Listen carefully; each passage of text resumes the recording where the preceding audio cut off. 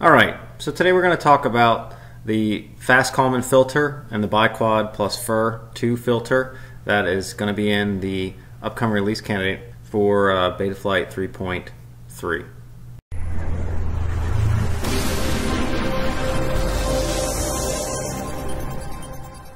Okay, so just to get the basis of where this all started with Kalman, which is RS2K, who was a developer for RaceFlight.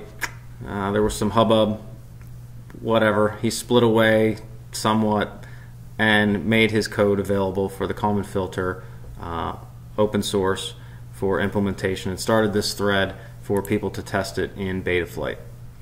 You can download that original drop of code in the hex files right here from his RC Group's thread post on it, and here's the thread post name so you can search for that.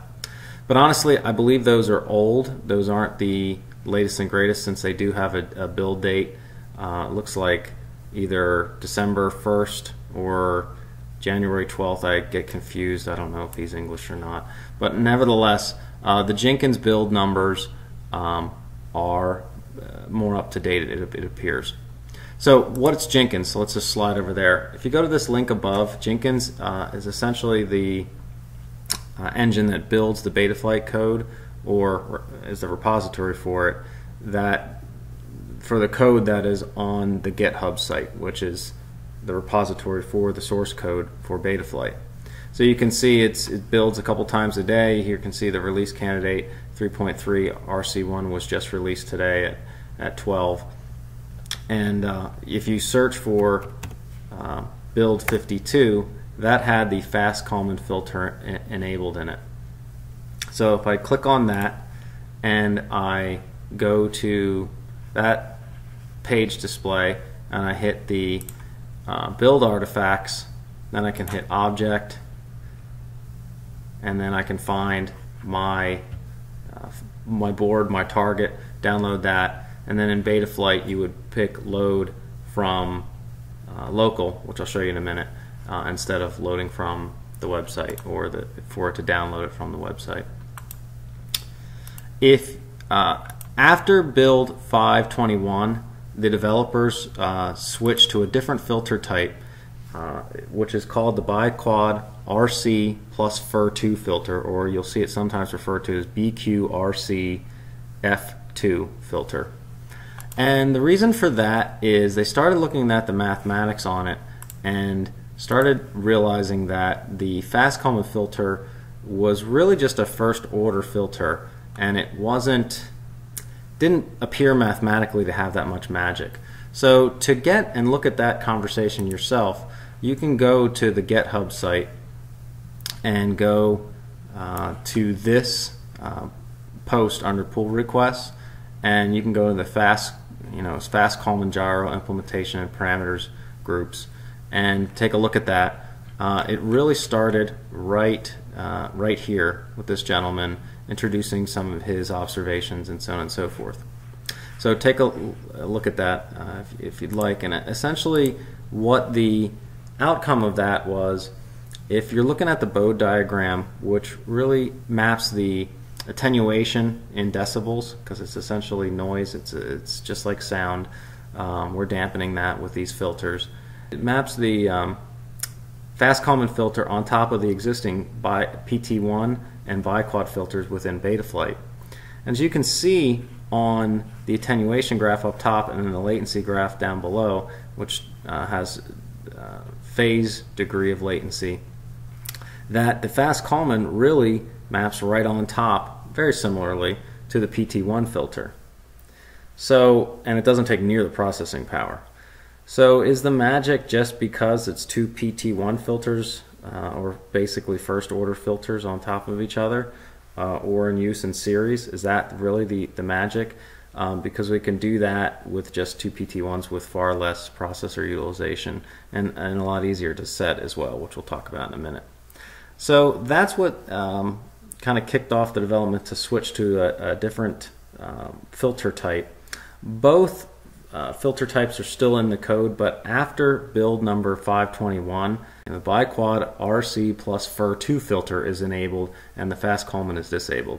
So if you go back to Jenkins now and you download or install the 3.3 release candidate or builds thereafter, which you can see all the build notes and what's changed here daily or throughout all the different change logs. So same thing, you would click on that, go back, build artifacts, and this would be how you download the latest one. So honestly, if you're really into testing, you can test both. Put build 521 on your quad, get it set up with the Q&R, which we'll talk about in a second. Fly that, see how it feels for you, and then go to the release candidate, put that on, see how that feels, and see if you notice any difference, and then push that information back. In Betaflight, there's some questions I've seen out there on where does the Kalman filter or the BiQUAD +FIR2, where does it fit into the filtering sequence?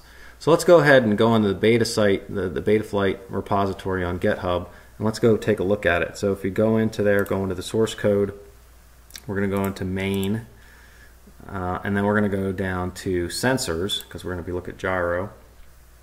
And then from there, we're going to go down to the gyro.c code, and then go almost all the way down to the bottom, and we can see right for ourselves where that's coming from. So if we look here, we can see that we are pulling the gyro debugs for gyro raw and gyro notch. Then we have the fast Kalman or the BiQUAD RC+FIR2.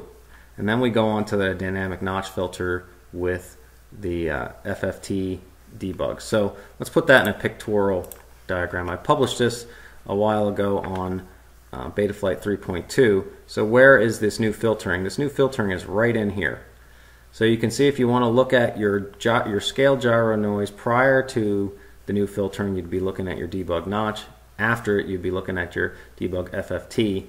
And the nice thing with FFT is you can look on channel 0 and see your noise prior to the dynamic filter, and then if you look on channel 1, it's post the dynamic filter.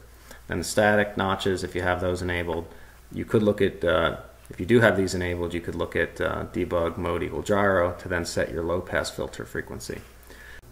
Coming back here to Betaflight, this is your low pass filter cutoff frequency for your gyro low pass filter.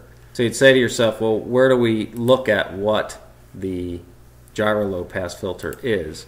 If you go into the CLI, you can type get gyro, and in there you can see what the default low pass filter type is. It's PT1. You can set that to BiQUAD or FIR2 or FIR as well. And here you also see the gyro filter R and gyro filter Q settings for the Kalman, not P, sorry, Q and R right here. So the next question is, how do we set those? By default, these are set to 0, and so when you release, and if they're set to 0, the BiQUAD +FIR2 or the Kalman are disabled. So if you don't change the Q and R, you're not getting any benefit out of it. The next thing is, setting those Q and R, and then what do we need to do, and how do we know how to determine what those are? Well, the first thing we need to do is we need to run a Blackbox trace on our quad with the debug mode set to notch. So if I flip back to this Blackbox log, if I set my debug mode equal to notch, you will be able to confirm that by looking at your Blackbox log header file that it's set to notch here. And let's just jump back. To set your debug mode equal to notch, again, you go to the CLI, type set debug underscore mode equals notch, and then type save to save that. So that will set it so the next flight it will capture some additional data from the flight control board. With that, then I can go into my graph setup here, and I can click on a custom graph, and then with the custom graph I can hit the drop down here, and with my debug node set to notch, it will have these gyro or the debug mode notch available for me to select. A little side note is if you select any of the top levels, so if I select gyro, it will map or it will add the traces for roll, pitch, and yaw automatically. Same thing with the debug mode equal notch. So I'd hit save here. Now I've already done that, and you can see I got the pre-notch data here. Okay, so once that's run, another thing that you want to make sure you do is clip off the front and end of your flight. If you, especially at the end, if you might have touched the ground, or if you had any spots where any external forces acted on the quad, you want to make sure to not have that included in your spectrum analysis. So you can essentially set your indicator to the beginning, hit I to shorten up or basically clip out the front of the trace, and go to the back and hit O to clip out the back part of the trace. And then it's only going to do a spectrum analysis of the stuff in between. From there you can look at click these little icons, these spectrum analysis icons on the right hand side, and you can look at your roll axis, your pitch axis, and your yaw axis. And essentially you're trying to find your peak motor noise. Now these two new filters, again, are just like your low pass filter for your gyro, the existing low pass filter, in noise attenuation and shape. So to me, you want to set them prior to your motor noise. Most motor noise, as you can see, is in the 200 range, and this specific flight I had 2 peaks. So I would, in this one, want to be setting this to around 150. And then, that's essentially my cutoff frequency, so that I start attenuating with from there as well. Now you also have your gyro low pass filter, your PT1, that's still enabled. At that point, when you have the low pass filter, the existing gyro low pass filter at the defaults of 90, this is not the default's 90, not 100. And then your Kalman filter now set, which we'll talk about here in a second, you essentially have 2 first order low pass, or essentially low pass filters in series. And is that the magic, to do that instead of notch filters? Notch filters are the classic way to handle this peaked motor noise, for good reason, but maybe there's some magic in another way of attacking it. After you have that set, what you want to do is, or have that looked at, and I'll link to this spreadsheet below. So I took one of the spreadsheets, basically in the calculations from the GitHub site, and graphed it out the best I could to make it as easy as possible. It's a little difficult because the graphs you see that look similar to this, since you're not seeing the published Excel files for them, at least I didn't see them out there, is that what you don't know is that this is a logarithmic 2-based, not 10-based graph. So you can see when you're looking here and say, okay, well 3 is splitting the difference between 2 and 4. Well, not exactly. See, it's not halfway in between because it's a 2-base log, not a normal, I guess would say normal graph. So I added the numbers here to the data so you can see that. With the Kalman filter, it's a little tricky because it really depends on what gyro loop frequency you're running. And in addition to that, if your PID loop's different than your gyro. So for now, my recommendation is run your gyro and PID loop at the same frequency for any testing or looking at your 3.3 release candidate code on your quad. That way that takes that out of the mix. But essentially, say we're running an 8K quad or gyro and PID loop frequency, and I have my peak motor noise, like I said, it's around 150. So you're looking here and you're saying, okay, 150. So I'm going to go up, go up, go up, go up. I'm going to be running my Q around 40. So if you wanted to really thread the needle on that, you can come over here to the calcs in this spreadsheet, and you can say, okay, I'm going to run my 8K, and let's go to my motor noise is around 150. So this is 148, so that's pretty close. So that's a Q of 32. So anyways, now that we know our Q and R value, so we're going to set it to 33, and our R is going to be 10. We can go and pop up over to Betaflight, go into the CLI, type in, and I don't have all this stuff memorized, if you type in get and gyro, if you type get and whatever, it will, it's kind of like a keyword search, it will bring up all the variables that have gyro to start with. If you would just type get and enter, it will list all the variables in Betaflight. So it's kind of a little second little handy trick for you. So we're going to type set gyro underscore filter. R is 10. I already changed it to 10, so I'm going to leave it the same. I'm going to set that to Q equals 33. Enter. Type save and enter. And now we have our fast Kalman filter set. From there, it's really the choice, do we want to have our dynamic filter on or off? And you can see here I'd need to set my PID loop and gyro frequency to AK to correspond with what we did. Do you want to have your dynamic filter on or off? That's another decision, and kind of go from there.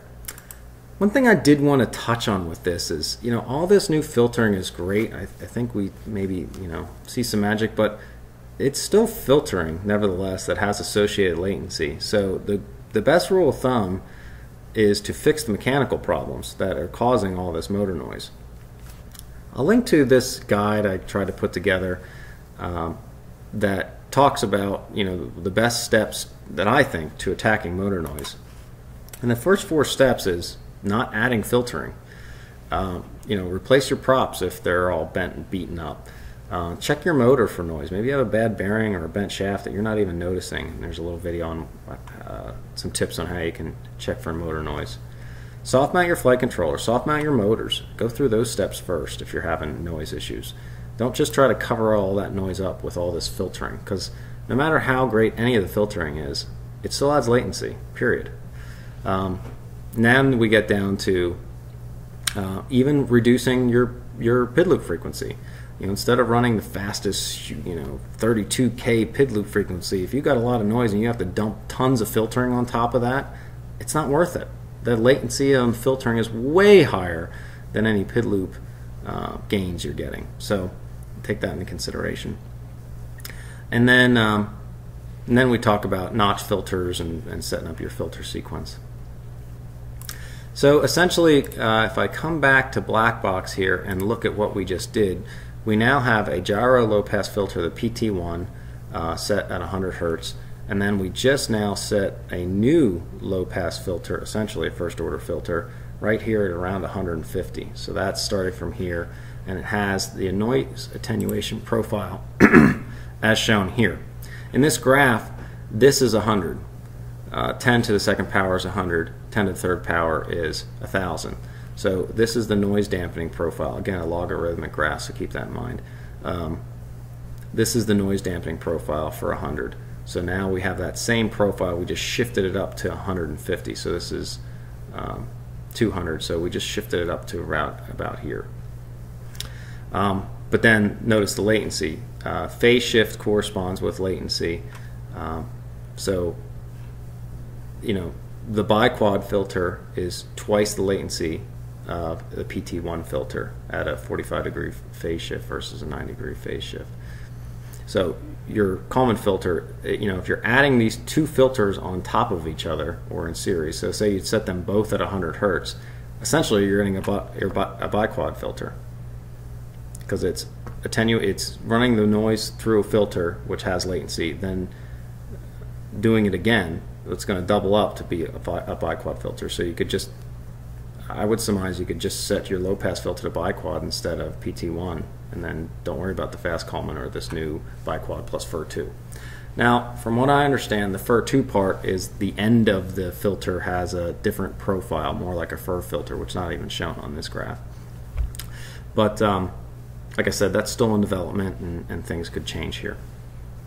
Oh, one other thing I wanted to add is that if you wanted to try the Kalman filter alone as your basically your low-pass filter, again, first-order filter, there is no, you'll notice in the CLI, if you look back in the video, when I brought up the low-pass filter for the default one that's out in there, the PT1, you can set it to PT1, BiQUAD, or FIR, but there's no none option.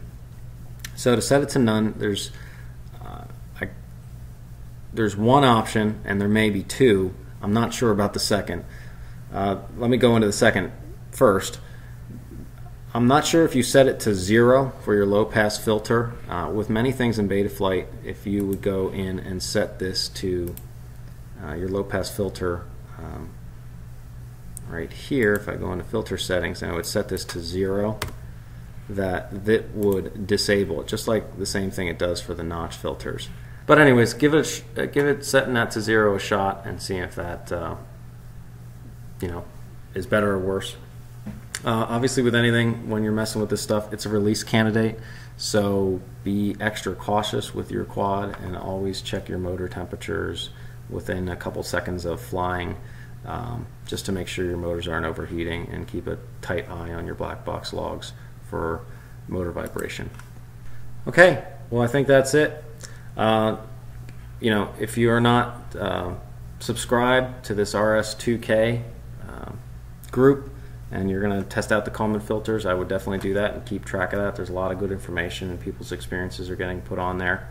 The other one is the Betaflight group on RC Groups. A lot of good people. I'm sure the Facebook group, I don't track that near as closely. I'm sure there as well. So it really starts to get you in the mix, and hopefully this gets you off the ground, clears up a few things, and helps people get in the air. Again, make sure to look at some of the recommendations here from RS2K on the different settings. He has his R of 80, so his Q is a heck of a lot higher. So like I said, it's a ratio, so those can, as you bring down R, Q can come down as well, and that's what we were using.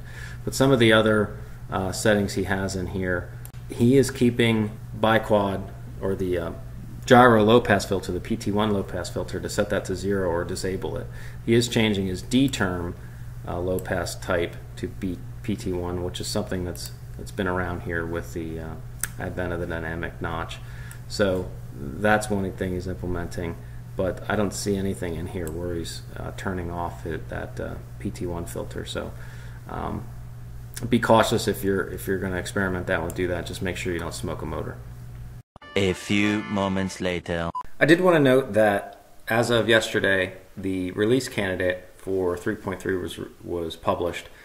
So if you go just into the Betaflight firmware flasher now and you show unstable releases, and you can click down, you can see the 3.3 release candidate 1 is there. So you could click that and hit load firmware instead of going out browsing for it manually.